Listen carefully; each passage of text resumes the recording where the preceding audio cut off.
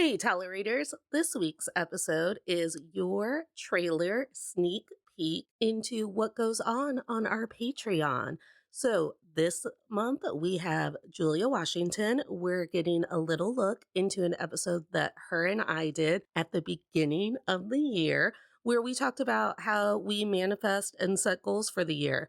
For me, it involves lengthy tarot readings, some manifestations, lighting paper on fire, the full moon. For Jules, it requires calendars, counting, math, goal indicators. We come to some common ground and we talk about goal setting and what it looks like to plan out a year. We are hoping to revisit it now that we are halfway through the year on a future Patreon episode. So make sure that you go ahead and head to patreon.com and check out To All the Men I've Tolerated Before there and our different tiers so you can join in on the fun.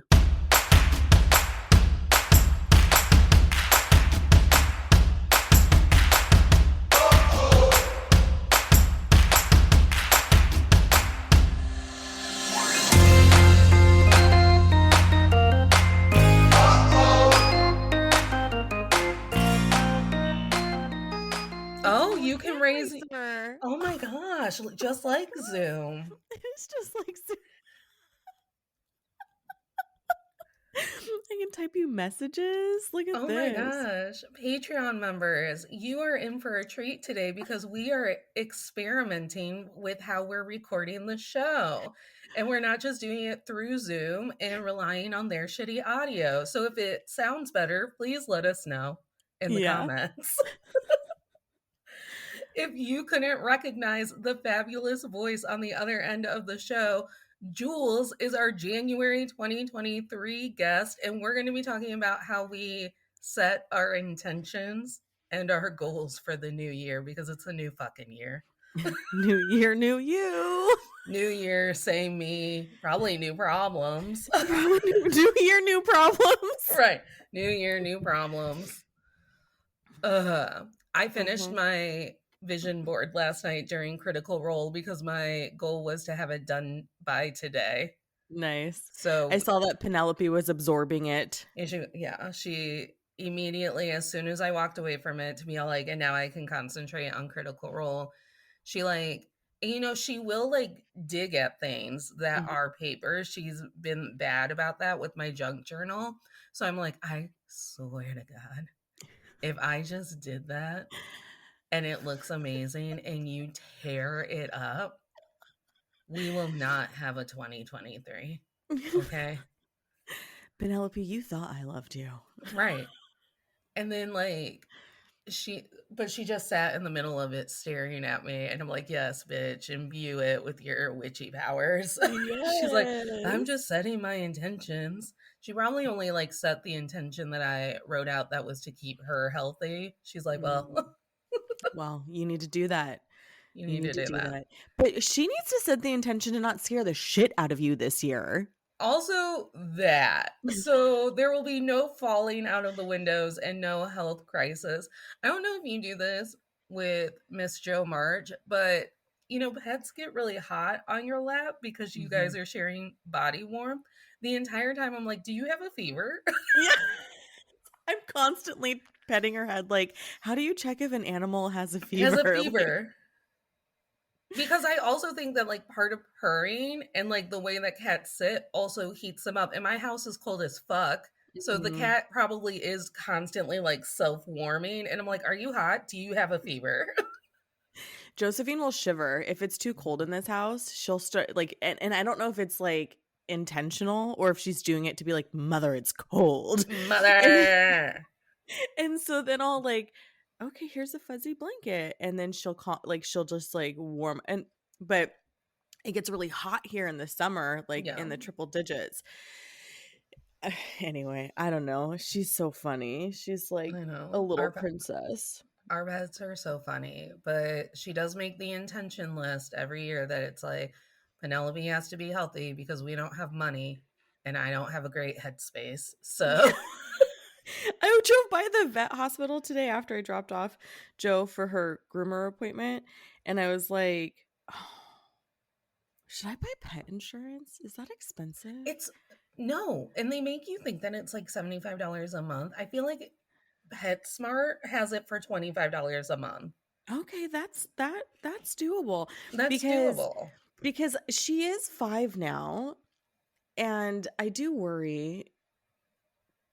I don't know, I feel like 5 is not old, but it's not young. When I told Stephanie's kids that Penelope was 5, the little girl twin looked at me and went, "You probably have about 5 good years left." And I was like, "What the fuck? How are My you already this person at 8?" Right? My friend's cat lived until she was Right. 22. Mhm. And I was like, I "Jokes mean, on." granted, the last 4 years she was on, like she was, like, renal failure and, like, Yeah. all kinds of stuff. I was like, "Jokes on you." I was like, "Witches' familiar cats live for hundreds of years. Yes. They continue your family's line." I've read every Alice Hoffman book. Those cats were old, crotchety, and living in a graveyard. Mhm, mhm, that's gonna be me. That's gonna be you, old, crotchety, and living in a graveyard? Probably, Is that yeah. your intention for No, 2020? Is that's that not the, my like, intention for 2023. 2023, move into graveyard, Though old, I did have crotchety? s I know, I did have somebody call me a witch because I predicted the time correctly. And I was like, "How is that witchy when it's literally the sun?" Like, you just look outside like, You how do just you not know how to tell time based on the sun? Or you just have a general awareness of how much time has spent passed in your day. I say that like it's a easy thing to do, and I have time blindness. I never know. Yeah. I'm like, "Is it Thursday yet?" And they're like, Mhm. "Well, Natalie, yesterday was Thursday and you did watch Critical Role. So no, it's Yes. not Thursday It's not yet." Thursday.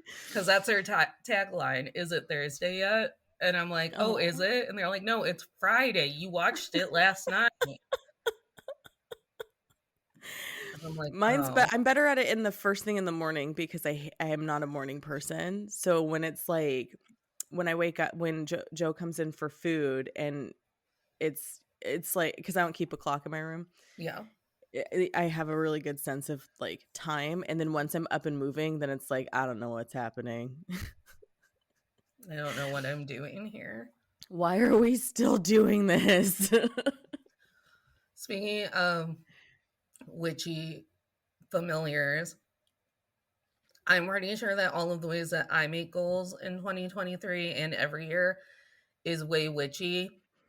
And you probably make smart goals. Like you probably have like a notebook with like a chart. I actually don't necessarily. I don't know. Maybe they are smart goals. I always set out to do. So I set up. I look at every month. Hmm. So like in December, it's okay. What do I want to achieve in January? What do I have coming up in January, and how do I want to be successful in those things? And or what kind of bricks do I need to lay down to get to that thing? Because sometimes it's like I have this really big thing I want to achieve and it's not going to happen in 30 days because I don't like to plan out the full year Yeah. because that feels like a lot of not a lot of pressure, but as we've talked about in the past in multiple times, like I'll make plans and then some motherfucker who knocked me up decides that I don't get to do those plans. Oh my God. I hope you're not getting knocked up in 2023. Your child just left the nest. I know. That is not the goal. I actually That don't is think my not the body works goal. like that anymore, if I'm gonna be honest. I should make an appointment with the doctor to check. I've Um, truly never thought that I was fertile. I like, because like like when I was a kid, I thought I'd be a mom, and then all of a sudden, I got into my 20s, started having sex, and then made up this idea that I was infertile.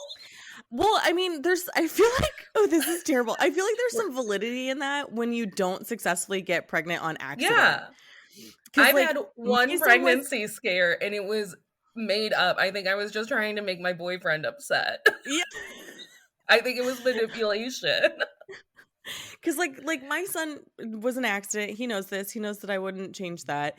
But he's 18 and I don't take birth control because I don't like the way it makes me feel.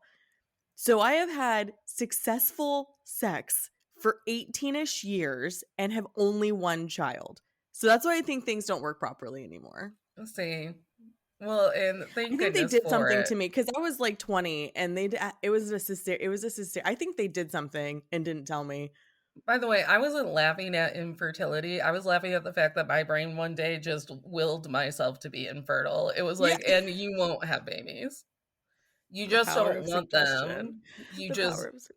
we've closed that off for you. I Yeah. am on birth control, and every year, every time I listen to a podcast and they talk about birth control, I'm like, am I slowly poisoning myself? Like I saw like a reel about it yesterday. These two older women being like, we put these kids on birth control at 12 years old. What does that do to their brains and their hearts? I'm like, what's it Oh, doing in my brain and my heart? but what are their qualifications to judge that? You know, I Right. have a I'm hard like, time with that.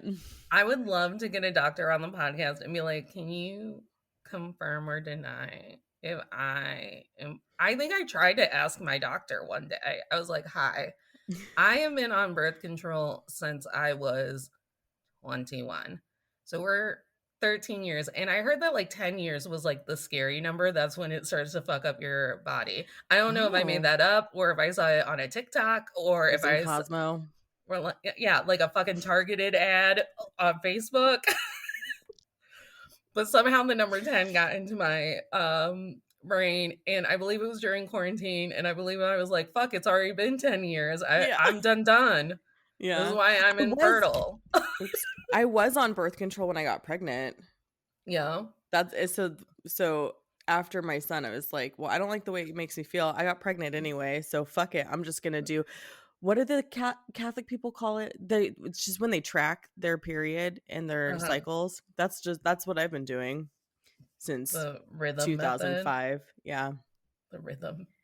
Yeah. Um, I've been successful. I haven't had a pregnancy scare and I only have one child. I listen, I never know when I'm ovulating. Sometimes I just put my hand on my stomach and I'm like, now. Like I know.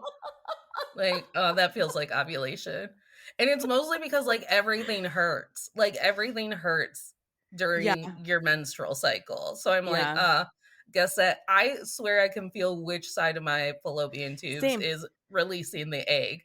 And I Same. like feel it like just pop out of my body, which is not how it works.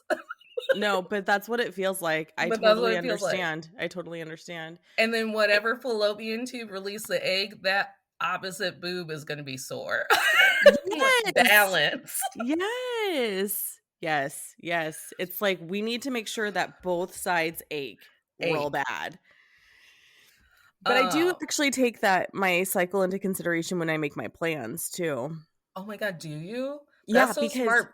Because as you know, I can't think when I'm PMSing.